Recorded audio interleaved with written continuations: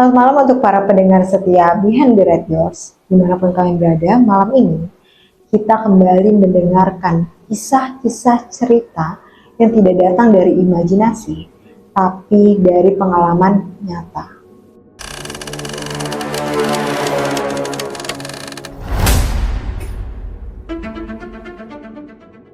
Sudah hadir bersama kita seseorang yang membawa pengalaman pribadi yang bahkan aku sendiri agak merinding ya mendengarnya. Oke, langsung aja. Halo Kak Dina, apa kabar? Alhamdulillah baik. Kakak gimana kabarnya nih? Baik. Kesibukan kakak nih belakangan ini tuh apa sih? Aku lagi usaha kecil-kecilan aja sih kak. Oh gitu. Tadi kan kakak di balik layar tuh udah cerita ya pengalaman kakak. Cuman kan belum full nih, ya kan? Aku mau denger dong fullnya kayak gimana biar para penonton juga tahu nih cerita menarik dari kakak yang kakak tuh sebenarnya apa ya, belum berani juga gitu loh buat cerita gitu loh. Kira-kira kakak masih inget gak cerita atau pengalaman kakak yang pernah kakak alami itu? Masih banget sih kak. Kayaknya tuh itu tuh malam yang paling gak bakal bisa aku lupain banget sih. Oke. Jadi waktu itu tuh gue pernah kerja di hotel kecil di Bandung. Kebetulan banget gue tuh di bagian resepsionis di tempat ini. Oke. Di sana tuh ada 3 shift gitu kak. Jadi ada pagi, sore, sama malam. Nah kebetulan tuh gue waktu itu dapet di shift malam. Nah shift malam itu mulainya dari jam 10 sampai jam 6 pagi. Lumayan panjang ya. Oke. Nah biasanya sih yang gak ada yang aneh ya kak. Ya tak pada umumnya aja. Cuman pada saat itu, malam itu tuh kayak hotel tuh sepi banget. Nah keisinya tuh cuma 2 kamar. Dari sekian banyak kamar tuh yang keisi cuma 2. Nah sekitar jam 1 pagi deh kalau nggak salah, tiba-tiba banget tuh telepon meja resepsionis bunyi kak. Pas gue lihat nomor kamarnya tuh 404. Gue bengong dong di situ karena kamar itu tuh udah lama banget kekunci. Udah kayak sekitar setahun deh kalau nggak salah tuh nggak dipakai sejak ada, katanya sih ada tamu yang meninggal karena migrasi di situ. Iya. Oke. Terus awalnya gue pikir kan mungkin ini salah sambung kali ya. Ya udah gue angkat aja karena itu kan emang tugas gue. Terus gue angkat, gue bilang resepsionis ada yang bisa dibantu. Terus gue nggak dengar suara apa-apa, cuman kayak ada nafas berat kayak orang habis lari gitu.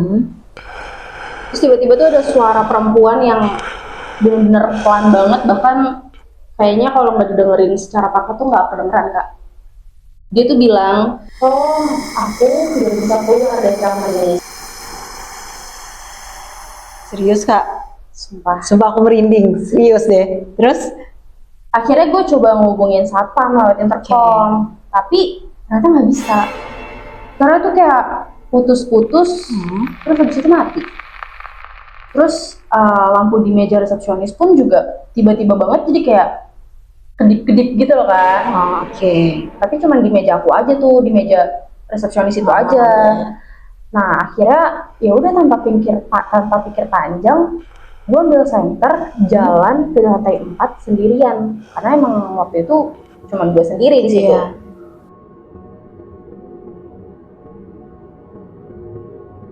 Orangnya tuh panjang banget, sunyi banget juga suasananya di sana. Bahkan setiap langkah gue pun sampai kayak kedengaran gemanya gitu, saking sepi dan sunyinya. Nah di lantai itu tuh kosong Karena pada saat itu hotel kita cuma terisinya tuh 2 kamar doang gitu. Pada malam itu kak. Pas gue udah deket di kamar 404, gue tuh sekilas doang sih kayak gue nyium bau melati, tapi itu yang kayak udah kecampur darah gitu kan, jadi kayak wangi-wangi anyir gimana sih, ngerti kan maksudnya? Kebayang sih gue, kebayang. Nah iya gitu. Terus juga di situ tuh udaranya jadi yang kayak dingin banget. Di kamar itu doang kan ya, di depan kamar itu doang udaranya tuh dingin banget, beda banget ya sama tempat-tempat yang sebelumnya karena kan gue ngelewatin 1, 2, 3 lantai kan. Terus pas gue lihat tuh ternyata di kamar itu pintunya tuh kebuka sedikit gitu. Dengan keberanian gue yang sangat mini-mini, akhirnya karena gue kepo juga ya, gue buka tuh pintunya karena udah kebuka sedikit kan, gue buka pintunya, gue masuk. Pas gue masuk, lampunya tuh nyala, tapi redup gitu Kak, kayak lampu mati lampu gitu, lampu Oke, emergency. jadi nyala tapi tuh nggak terang banget gitu ya. Bener, remang-remang gitu. Nah, pas gue masuk tuh, gue notice satu barang di Iya. di sebelah kasur. Iya. Itu tuh ada cermin gede banget. Gue nggak tahu itu cermin untuk apa. Dia ada di situ. Terus gue ke depan itu cermin. Pas gue lihat di pantulan cermin itu di belakang gue itu kayak ada perempuan. Bentar ya.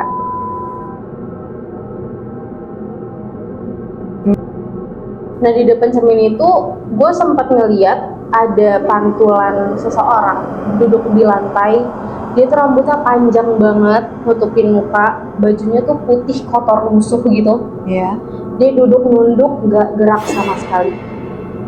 Akhirnya karena gue kepo, ya gue coba nengok dong ke si perempuan ini. Ternyata kosong, lantainya tuh kosong, gak ada orang sama sekali di situ.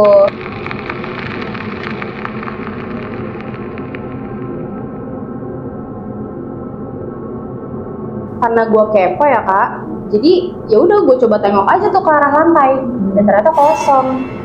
Tapi pas gue lihat lagi ke cermin, sosok perempuan itu masih ada Kak di lantai itu, di tempat itu. Serius? Serius, dan dia nggak gerak sama sekali.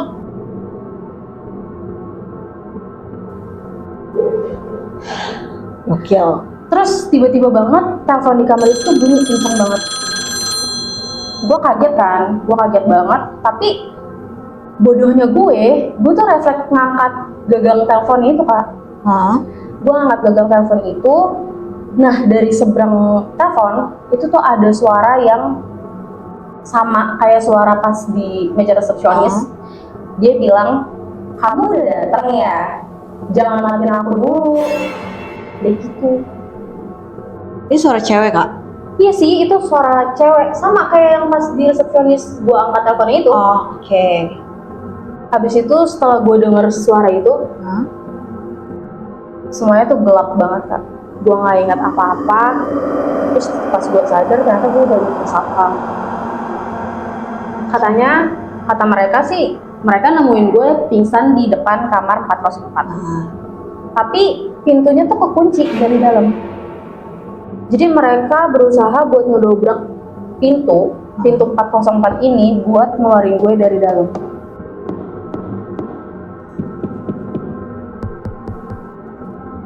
Ini gimana masuknya tuh ya? Gue juga nggak ngerti Kak.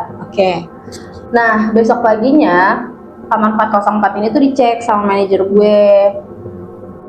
Dan ternyata nggak ada siapa-siapa di sana. Oke. Cuma di atas meja telepon yang ada di kamar itu tuh kabelnya copot. Ya. Tapi gagang teleponnya tuh dalam keadaan kan. Maksudnya kayak lepas gitu. Iya, Kan misalnya telepon kan gini nyatu terus dia kelepas kayak gini. Iya kayak orang habis Serius? telepon terus ditaruh gitu aja. Iya kayak gitu. Nah di kamar itu tuh juga ada tulisan yang kayaknya tuh ditulis kayak pakai darah gitu loh. Soalnya kayak bercak merah terus juga kayak ada kering gitu. Tulisannya tuh kayak aku masih di sini. Serius kayak gitu? Iya. Kayak di film-film ya, kebayang sih gue. Kayak horor banget gitu. Terus setelah kejadian itu akhirnya gue memutuskan untuk resign karena gue udah nggak sanggup banget kerja malam di situ.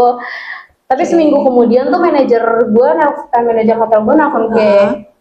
Dia bilang dia selalu dapat pesan suara dari nomor yang gak dikenal. Isinya tuh cuman ya kayak yang gue alami pas awal, cuma napas berat. Terus kalimat yang keluar juga, aku gak bisa keluar dari kamar ini. Itu aja, itu terus berulang-ulang Kak. Tapi dari manajer hotelnya ini, itu nggak ada kayak mungkin rupiah gitu-gitu?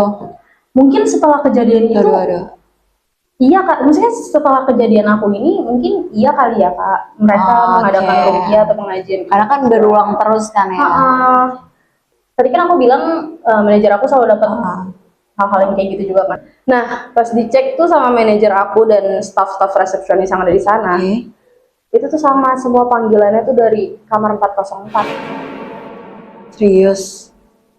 Tapi setelah lo resign, lu pernah nggak balik ke sana terus kayak mendengarkan cerita-cerita mereka lagi yang baru-baru gitu? Mungkin kalau untuk dengar desas-desusnya masih Kak, tapi kalau untuk balik lagi aku big no banget sih. Aku Yes, enggak banget iya. sih karena itu pengalaman paling buruk juga kan. Iya, iya.